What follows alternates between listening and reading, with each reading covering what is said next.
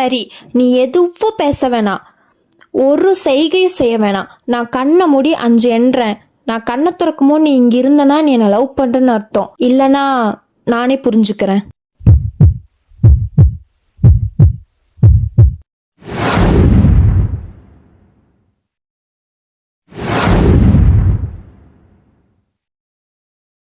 சரி போ, பரவாயில்ல.